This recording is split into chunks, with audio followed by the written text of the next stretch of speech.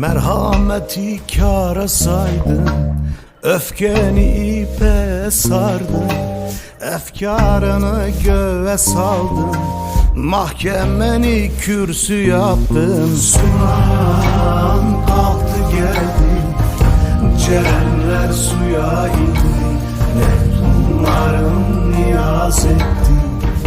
Hava boş gel, neredesin? Ahalo gel, neredesin?